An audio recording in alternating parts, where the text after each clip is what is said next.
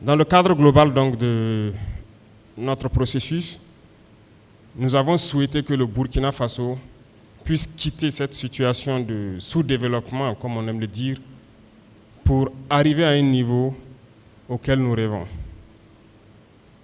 Et pour y arriver, nous avons entrepris beaucoup d'initiatives dans le domaine de l'agriculture, dans le domaine de l'industrie, l'agroalimentaire, l'énergie qui nous fatigue beaucoup, qui est en cours de résolution, dans plusieurs secteurs d'activité, que ce soit les infrastructures et aussi le volet donc des FDS. Pour la première phase, en ce qui vous concerne,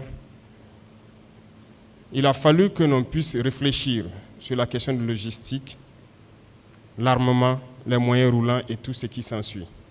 Ce qui est en train donc de s'améliorer au fur et à mesure, et nous continuerons dans ce sens pour vous permettre de mener le combat noble pour cette patrie.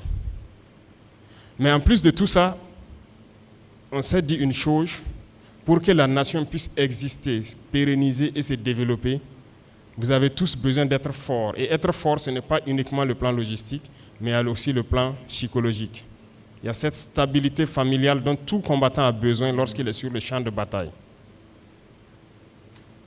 Nous avons été tous sur le terrain, nous avons connu des situations qui souvent, étant sur le terrain, vous avez l'esprit à la maison. Parce que vous n'arrivez pas à résoudre un certain nombre de problèmes, peut-être d'ordre financier. Généralement, ça se résume à ça. Et ça perturbe le combattant. Aujourd'hui, nous avons beaucoup de blessés. Nous nous sommes rendus compte aussi que cette question n'a pas été traitée comme il le fallait. La preuve en est que jusqu'à l'heure où je vous parle, nous n'avons pas pu répertorier tous ceux qui ont été blessés depuis le début de ce conflit.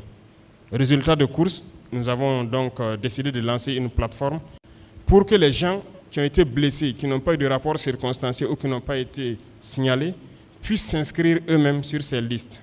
Et je pense que quelques semaines en arrière, nous avons eu une conférence dans cette même salle pour lancer ce processus, parce qu'une agence a été créée justement pour s'occuper des blessés de guerre.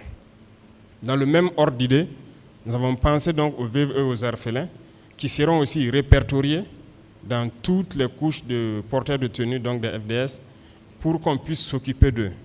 Et des écoles donc pour les pupilles de la nation verront le jour.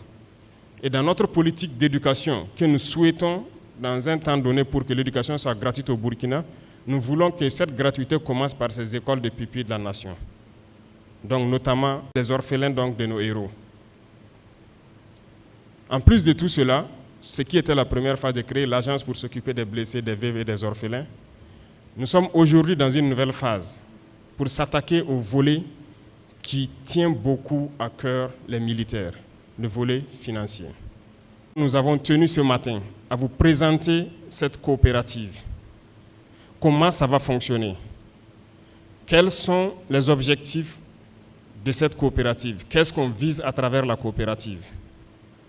Et au fur et à mesure, dans toutes les garnisons, des missions devront se rendre pour expliquer encore le bien fondé de cette coopérative et d'expliquer aux gens ce qu'ils peuvent attendre de cette coopérative. Et en retour, les questions que vous avez posées ici ce matin, dans les différentes garnisons, vous aurez à poser beaucoup de questions et je pense qu'une assemblée générale est prévue également dans l'organigramme de la coopérative pour que les apports, les différentes contributions pour améliorer puissent venir de vous.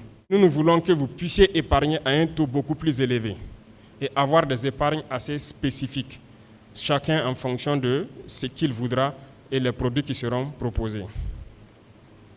Lorsque le militaire se retrouve confronté donc après ses premiers prêts à des soucis, c'est parti pour de long terme. Parce que la rémunération ne suffit pas. Ça ne peut pas être proportionnel aux dépenses. Et je pense que les anciens ont très bien réfléchi en introduisant, je pense que c'est depuis les années 80, le fait que les FDS peuvent entreprendre dans des domaines tels que l'agriculture et l'élevage. Alors, comment faire pour entreprendre? Voilà la deuxième équation. Là aussi, la coopérative doit pouvoir répondre, de pouvoir vous permettre d'investir dans ce domaine, parce que ce n'est pas interdit. Aujourd'hui, nous avons lancé l'initiative présidentielle pour l'autosuffisance alimentaire. Nous avons lancé l'offensive agricole. Et dans l'initiative, les militaires sont concernés. Et je pense que beaucoup d'entre vous ont vu donc dans leur caserne, dans leur garnison, des champs se développer cette saison-là. Je pense qu'à Ouagadougou, ici, à Dédougou, Kayat, Nkodou, un peu partout, de grands forages ont été creusés et les militaires seront formés à l'agriculture, à l'élevage, dans des spéculations assez particulières. Et je pense qu'à Ouagadougou, il y a un champ d'ananas qui est en train de se développer. Il faut que nous arrivions à produire pour aider notre peuple aussi. C'est autorisé. Mais beaucoup veulent investir, comment faire? Ça sera pris en compte aussi, pour qu'on puisse vous aider à pouvoir investir dans ce domaine, parce que l'agriculture, ça nourrit tout le peuple. Voilà pourquoi on a autorisé ça pour les porteurs de tenue. L'élevage, ça nourrit le peuple. Voilà, c'est les autres business qu'on n'autorise pas. Même dans le milieu d'officier, le salaire ne suffit pas, ce n'est pas possible. Mais si vous arrivez à entreprendre quelque chose qui contribue à autre chose, à améliorer vos conditions de vie, à participer à la vie de la nation, je pense que c'est pas mal. Ça n'empêche aucunement de combattre, parce que c'est d'autres emplois que vous créez, vous êtes sur le terrain, lorsqu'il y a des situations derrière, ça se règle. Le Burkina importe beaucoup en la matière. Vous savez qu'on importe beaucoup de produits, voilà, de fermes, pour rien que les structures minières là, ça ne suffit pas. Mais il faut que l'armée participe. Voilà pourquoi dans l'initiative, nous avons décidé de former les militaires pour ceux qui sont en activité et pour ceux aussi qui iront à la retraite pour leur réforme. Pour investir, vous aurez besoin d'argent, d'un investissement à un taux assez souple, sans trop de tracasseries. Et je pense que la coopérative est là pour résoudre ce problème également. Je dis et je répète, aucune nation ne peut se développer sans un système fort de défense et de sécurité. Ce n'est pas possible. Regardez bien depuis les années 90, ça tombe bien, les anciens sont là. Comment est-ce que l'armée était sous la Révolution équipée? Vous pouvez passer dans les camps et regarder les carcasses de blindés et autres qui étaient là. Comment est-ce qu'on a pu démonter tout ça pour nous rendre très faibles et envoyer maintenant le terrorisme pour s'accaparer de nos terres? Comprenez ça, pour se développer, il faut une armée forte, il faut un système de sécurité fort. Et pour avoir ce système, ce n'est pas que la logistique, on a besoin d'être stable dans la tête. Et pour être stable dans la tête, il faut revoir la condition de vie donc des vaillants combattants que vous êtes. Nous sommes donc engagés sur ce processus-là pour que les conditions de vie des FDS puissent s'améliorer.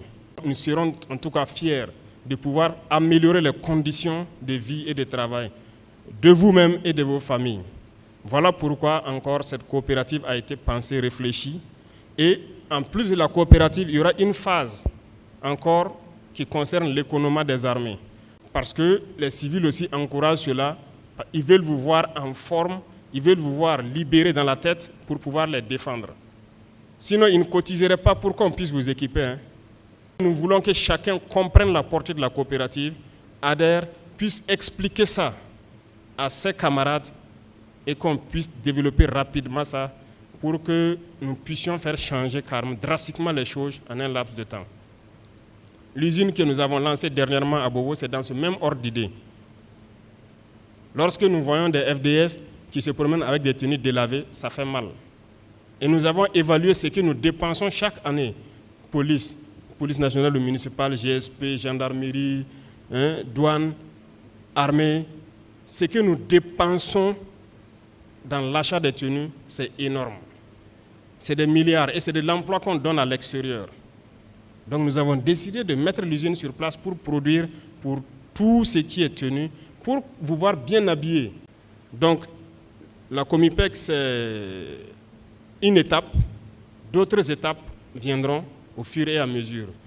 Tout le monde est impliqué, le ministre des Finances en première ligne, pour que nous puissions créer quelque chose, un outil performant, sur lequel nous aurons un regard qui doit permettre à nos différentes forces de défense et les forces de sécurité de vivre dignement et de mener le combat pour la liberté de notre patrie. C'est l'essence même de la création de cette coopérative.